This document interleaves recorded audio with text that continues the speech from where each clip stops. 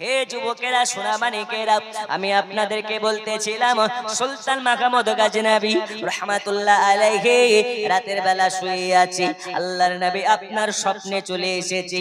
আসার পরে বলে, সুলতান রে, আজকে মাদ্রাসা তালিবে ইলমকে তুমি যেমন চেরাগ দান করেছো, আমি নবীজি আজকে তোমাকে জান্নাত দান করে দিলাম। তাহলে বোঝা গেল মাদ্রাসার তালিবে ইলমকে মোহাব্বত করলে নবী রাজি হয়ে যায়। আরে নবী যাতে রাজি হয়ে যায়, আল্লাহ তাতে রাজি হয়ে যায়।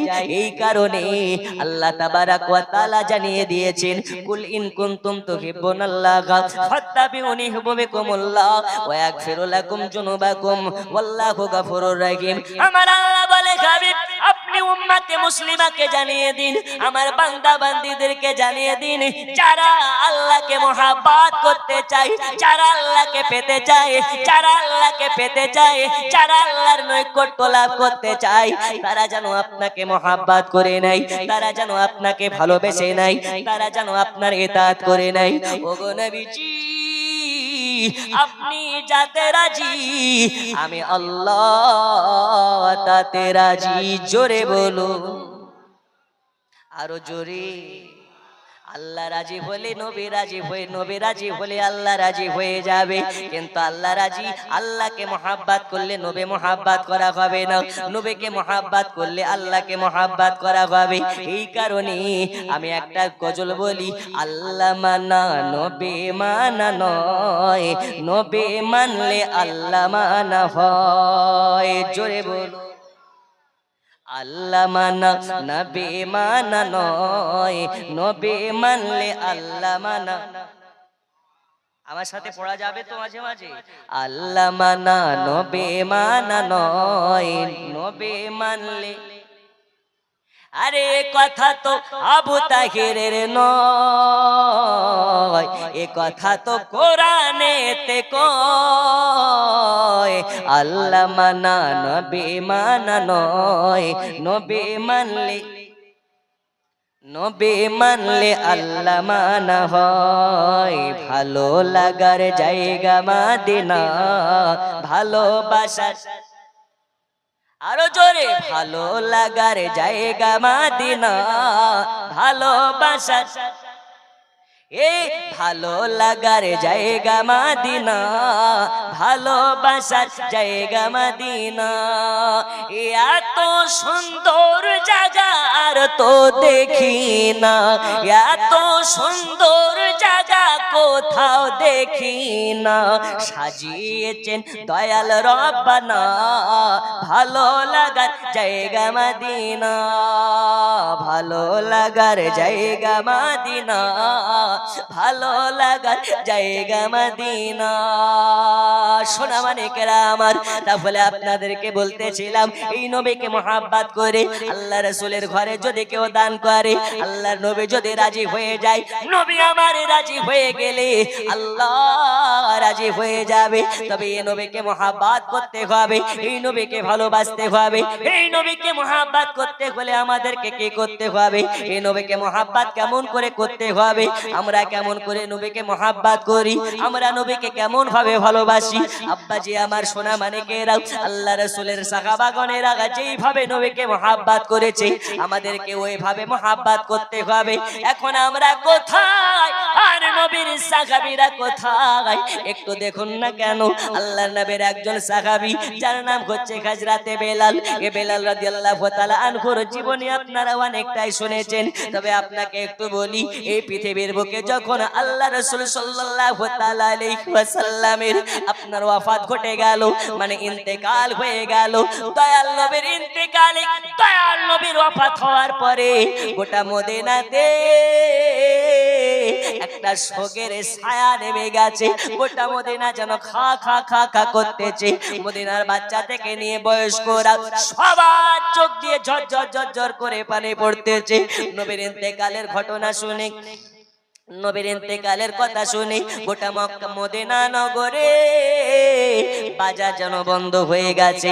মদিনার মহিলাদের চোখে পানি রুখতে পারে না, মদিনার বাচ্চারা চোখের পানি রুখতে পারে না, মদিনার বয়স্করা চোখের পানি রুখতে পারে না। সবাই বলে না না হতে পারে না, আমাদের নবী আমাদেরকে ছেড়ে যেতে পারে না। দয়াল নবীর ইন্তেকালে গোটা মদিনাতে যেন একটা শোকের ছায়া নেমে গেছে। একে একে সবাই চলে আসে, আবু বকর সিদ্দিক চলে আসে, ওমর রাদিয়াল্লাহু তাআলা আনহু চলে আসে, হযরত আলী রাদিয়াল্লাহু তাআলা আনহু চলে আসে। সবাই যখন আসে দয়াল নবীর ওয়াফাত হওয়া চেহারা দেখে সবাই যেন আপনার কিনা নির্মম ভাবে কান্নায় পড়ে গেছে। নবীর একজন সাহাবী যার নাম হযরত বেলাল রাদিয়াল্লাহু তাআলা আনহু আসার পরে নবী পাকের লাশ মোবারকের কাছে যখন দাঁড়িয়েছে, দয়াল নবীর ওয়াফাত হয়ে যাওয়া চেহারা দেখে হযরত বেলাল রাদিয়াল্লাহু তাআলা আনহু বারে বারে বারে বারে যেন আপনার বেহুশ হয়ে পড়ে যায় জমিনে, বারবার যেন বেলাল অজ্ঞান হয়ে পড়ে যায় জমিনে। হযরত বেলাল কি বারে বারে আপনার কিনা চোখে মুখে পানি দিয়ে তোলা হয়। হযরত বেলালকে বলে, বেলাল রে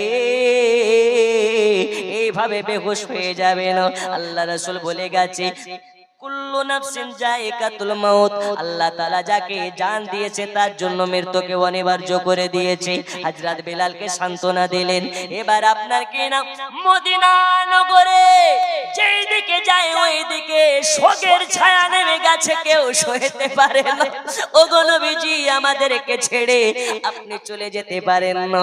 নবীর একজন সাহাবী যার নাম হযরত ওমর রাদিয়াল্লাহু তাআলা আনহু আপনার যখন এই কথা শুনেছে একটা ঘরের ভিতর থেকে নাঙ্গা তলোয়ার নিয়ে বার হয়ে গেছে। ঘোরাতে ঘোরাতে গোটা মদিনা নগরে ঘুরে বেড়ায়, মদিনা নগরে ঘুরে বেড়ায়। হযরত ওমর বলে, কে বলো রে মদিনার নবীর ইন্তেকাল হয়ে গেছে, একবার আমার সামনে এসে বলো। যদি সাহস থাকে ওমরের তলোয়ারের সামনে এসে বলো, আমি ওমর তার দেহ থেকে গর্দানটা আলাদা করে দেব। উমারের সামনে যেন কেউ যেতে পারে না, যেতে পারে না। এখন রাসূল পাকের ইন্তেকাল হয়ে গেছে, রাসূল পাকের ওয়াফাত হয়ে গেছে। আল্লাহ রাসূলকে দাফন করতে হবে, আল্লাহ রাসূলকে আপনার কিনা রওজা পাকে আরাম করার জন্য রাখতে হবে। সবাই মনে মনে চিন্তা করে এখন যদি উমারের সামনে কথা বলতে যায় তাহলে গর্দান থাকবে না, গর্দান উড়ে যাবে। এই কারণে সবাই মিলে হযরতে আপনার আবু বকরের কাছে গিয়েছে। যাওয়ার পরে বলে, হুজুর এখন তো উমারকে সান্ত্বনা দেওয়া যায় না, উমারকে আপনাকে না কোন রকম ভাবে আইতে নিয়ে আসা যায় না। উমার তলোয়ার নিয়ে ঘুরে বেড়ায় আর যেন বলে, কে বলো রে, কে বলো রে দয়াল নবীর ইন্তেকাল হয়ে গেছে, একবার আমার সামনে এসে বলো তার গর্দান আলাদা করে দেওয়া হবে। এই কথা শুনে কেউ তার সামনে যায় না। এজন্য আবু বকর সিদ্দিক রাদিয়াল্লাহু তাআলা আনহু তার কাছে গেলেন। যাওয়ার পরে বলে, ওমর তুমি কে জানো না, তুমি কে জানো না, তুমি কে জানো না, নবী আমার বলে গেছে কুল্লু নাফসিন যায়িকাতুল মাউত, আল্লাহ তাআলা যাকে জান দিয়েছে তার জন্য মৃত্যুকে অনিবার্য করে দিয়েছে। এবং নবী আমার নিজে বলেছে আমি নবী হয়েও আমাকে যাওয়া লাগবে।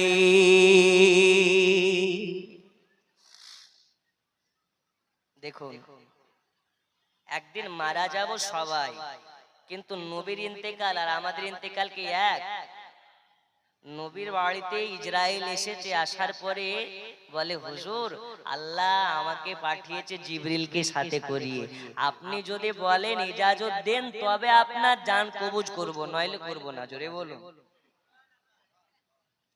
আমি বড় বক্তা, আমার পরে আসবে প্রধান বক্তা। এখন ইসরাইল তার কাছে এসে যদি বলে, ইসরাইল আসে জান কবুজ করতে, আর প্রধান বক্তা যদি বলে আমাকে চেনো, আমি পেতনি দিঘি মাদ্রাসার জালসার প্রধান বক্তা, আমার জান কবুজ করতে গেলে তোমাকে পারমিশন নিতে হবে। ওর কানের নিচে তামাচা দেবে না, দেবে না? একটু জোরে বলুন, দেবে না, দেবে না?